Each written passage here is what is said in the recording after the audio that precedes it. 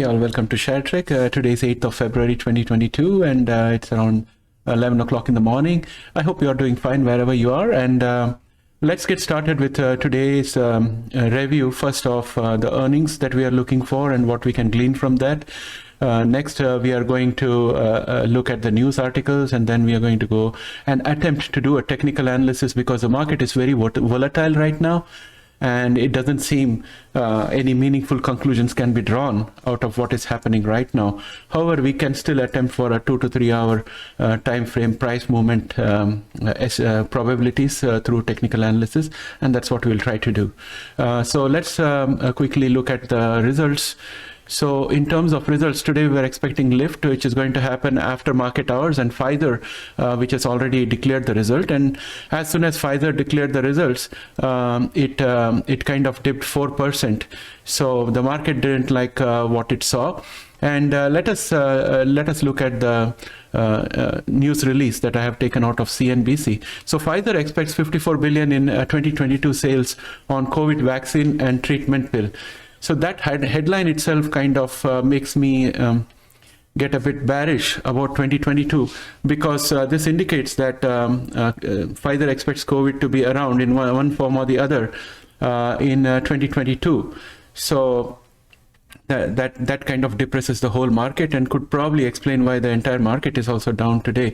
It could be one of the reasons that is depressing the market. We'll get a second data point when AstraZeneca reports later this week, and we'll try to see what their projection is. And if all the drug companies are going to report billions of dollars for COVID-related treatment, then that's definitely going to hang on top of the market. Unless we have free movement of people and opening up of travel and everything, because the entire service sector is kind of depressed because of COVID-related lockdowns and restrictions. So if we don't have lockdown and restrictions, how are we going to control the variants? So it's not very clear right now, but overall the tone I feel is bearish. So that's where I would leave this. The next news item is Nobel laureate Jennifer Doudna announced as Chief Science Advisor to Sixth Street. This investment company, Sixth Street, I think manages around $60 billion worth of assets, so it's pretty big. And my only thought is that ARK Invest should have done this, because if I go to ARK Invest and look at the research investing team, so what we have is Cathy Wood, Brett Winston, Chief Portfolio Managers, CFA, analyst, and then we have analyst, research associate, analyst, and two more research associate and a content editor. So I think that maybe if ARK Invest could get Emmanuel Charpentier, if there is no conflict of interest, and get her into this, it would give a lot of heft to the company in terms of not only the quality of its research as well as the speed at which they would be able to be at the cutting edge of this field, but also it will give some comparison, because ARK would be at a competitive disadvantage with if Jennifer Doudna has been recruited by a competing fund company. So that's my 2 cents on this. Let us hope for the best. So let's move on from here to the technical analysis component of our session. Let's start off by looking at the VXN. Each candle is a one-day candle. It's a long-term view out here. And as you can see, our earlier resistance, this red line, is now going to be our support.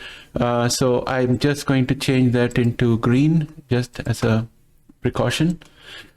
And we have a resistance here, which is at 31.07, and it has been containing us for the last 1, 2, 3, 4, 5, 6, 7 days. So for 7 days, it has been a resistance for us. It is proving to be reasonably resilient, and we have been able to come down. Earlier in the morning, we were way up in terms of volatility. Now we are being pushed down with the 9-day EMA as well as the 20-day EMA, which is this yellow line and the orange line. Both of them are pushing down the price here, whereas we have a very, very strong support here for the VIXN at 27.73, where the horizontal support intersects with the 50-day EMA. So it will be very difficult for VIX to fall below that today. And if we look at our Nasdaq. Nasdaq is up 0.42. If you had just seen the status of the market at around 9:30, 9:45 a.m., you would have felt that everything is looking dismal, and I was very depressed, especially after the Pfizer news. It's really heartening to see things improving, but this also proves that the market is very volatile, and the price movement that we see here may probably not be following any logic, but more of shuffling of stocks where investors try to move from shares that they have considered to be more risky towards shares which they think will have better promise of jumping when the market jumps during the volatility. So that's what I'm thinking is behind the price movement that we see here today. Most of our technical analysis may not be accurate because of this, but we'll still attempt to do some. So let's go on to look at the biotech sector. And all our shares here are in the red as compared to being in the green yesterday. And the top share that we have today, the best performing today is Verve, and it's up 4.21%. And if we go into the Verve chart, we have been able to break through the resistance from the 9-day EMA, so that's a good news. However, we have very, very strong resistance up here at 29.72, and just beyond that we have the 20-day EMA, which is going to push it down. The MACD is turning a bit bullish. The momentum is also picking up, but it is still weak. So we can't say what's going to happen today with the market. All of them can turn up green, or all of them can end up being red. So there are other risks which are percolating in the background. So the Russia-Ukraine conflict, it's also coming into the much more prominent sections of the news coverage. And there is a big army amassed on the Russian side, more than 100,000. And there is talks about gas pipeline project not going ahead if Russia were to attack, and so on and so forth. So it's fraught with a lot of risk for the market.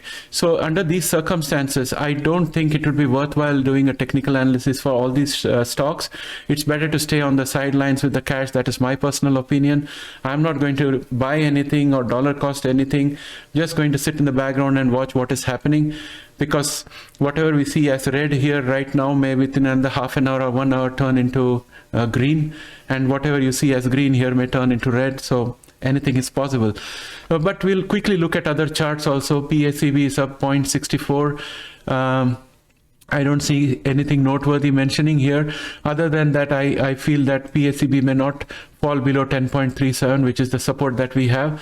And that support has held us for quite a while now. Let us look at Beam, which is down minus 0.06%. And we have this diagonal support here, which is the ultimate support for this stock. And if I was to look at what it would be for today in terms of this diagonal line, it is sitting at 54.10 or 54.21. So that's the bottom up to which it can fall if Vixen was going to be very volatile. But I would be glad if you ended up the day just above 61.09. Then that would mean that yesterday did not happen, and we have not fallen below day before yesterday. So that's my minimum expectations. What is the basis of expectation, if you ask? I have no basis for that because the market is volatile. Anything can happen. Let us look at blue. It is down minus 0.56%. And we have a doji candle out there. A doji candle means indecision. It's perfectly, the body of the candle is perfectly in between. So that again explains that investors are absolutely confused as to what is going to happen. So this support that we have today at 6.86 may as well give way, and our next support would be at 6.44. It all depends on how the volatility moves. If the Vixen goes down further, we may have a chance that we will stay above this support of 6.86. Next we go on to Regeneron, which is down minus 0.51%, and we are still struggling at the resistance at 619.54, and we have a support from our 100-day EMA, which is this white line, and also from the yellow line, which is the 20-day EMA, which is going out here. Let me just expand this so that you can see it clearly. So this yellow line, and we also have the orange line, which happens to be the 50-day EMA. Again, the thing to note in this chart is that again we have a doji candle, which is again indecision, a long wicks with the a thicker body in the center. It's not a very thick body like this, but it's rather slim. So there's a very narrow band of price in which investors are comfortable transacting. So again, this doesn't help us to make any conclusions, because the investors in the market themselves are trying to find the path. Let's look at ARCG.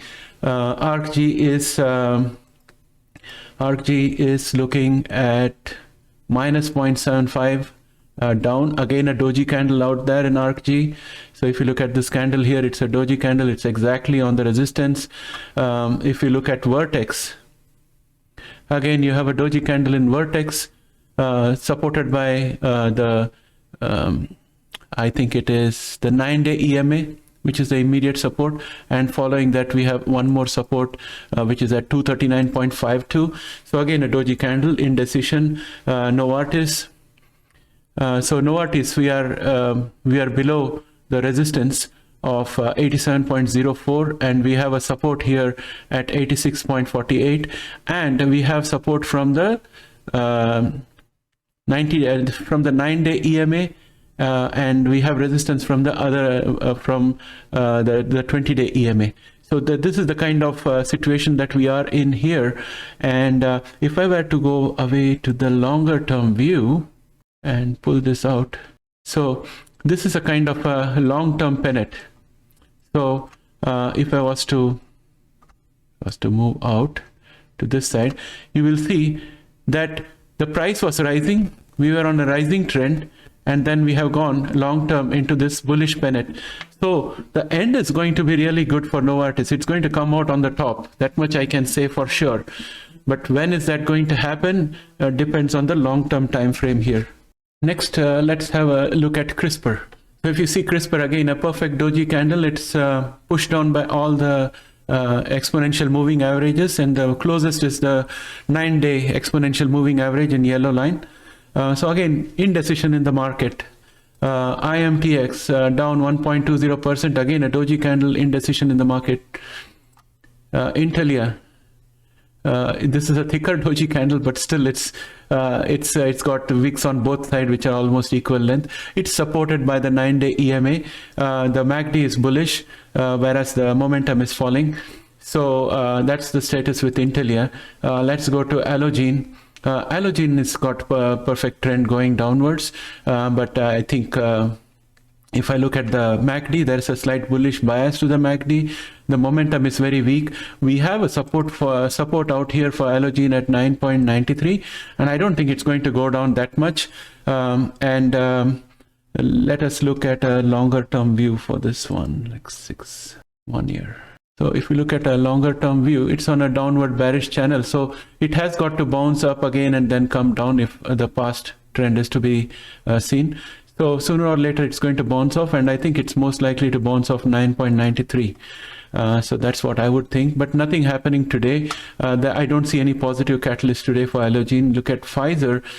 In the long-term view, if you look at Pfizer here, you would see that today we have a kind of a doji candle, but it has been able to pierce through the bottom support of the bullish channel. It's trying to enter back into the bullish channel, and it's being constrained right now, not only by the support line of the bullish channel, which is this diagonal green line, but also it is being pushed down by the 100-day EMA, which is this white line here, the white line that we see here. So these are the twin factors that are keeping it down, apart from the result which did not meet the market expectations.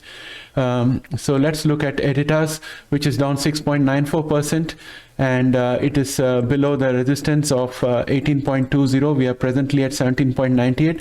MACD is bullish, but there is no momentum as such to take the share forward. So I don't see any positive movement in Editas today.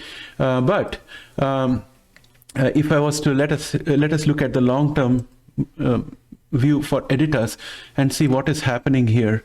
Let us go to a 5-year view. So Editas has dropped from its peak, and this fall has been sustained. Like this fall started somewhere around 7th of February 2021. 7th of September 2021. Since then, it has been falling, and it has lost a good deal of value. over the period of time. So there has got to be some bottom for this, and I suspect that bottom is going to be at 15.37, the way the market is going right now. Overall, in the long term, also the MACD is bearish, and the momentum is also absolutely low. So the stock is not looking great at this point of time from a technicals perspective, but they could have some breakthroughs or some new announcement that can give a catalyst to the price, and it could probably move forward. So I think Editas has suffered a lot, and it's about time that it gets a turnaround. So let's wait and watch what happens there. Teladoc is down minus 3.64%, and I'll just go back to the one-day chart. The MACD is turning bearish. The momentum was very high, and it's cooling down a bit right now. So I do not see Teladoc picking up any positives today. Maybe it may end the day at around minus 2.5 or something, based on what I see here. If I go to the long term, let us look at a 1 year and look at a one-day candle here. The one-day candle is heavy on the top, which means the bulls have been able to push it up, but the bears are succeeding in keeping it negative. And also we have got the 9-day EMA, which is this yellow line, which is pushing it down. So that's the scenario with Teladoc. But in a long-term 3-month perspective, it seems that the MACD is positive and it's slightly tending towards being bearish, but it's right now bullish. So that's all I have for today. I'm sorry I couldn't make too much out of this because the market is volatile and even the participants have got a lot of indecision. So I would like to end this session here today. Thanks for watching. Please do not forget to put a like there. And if you're new to this channel and here for the first time, please subscribe and join our community, and it will be great. Bye for now.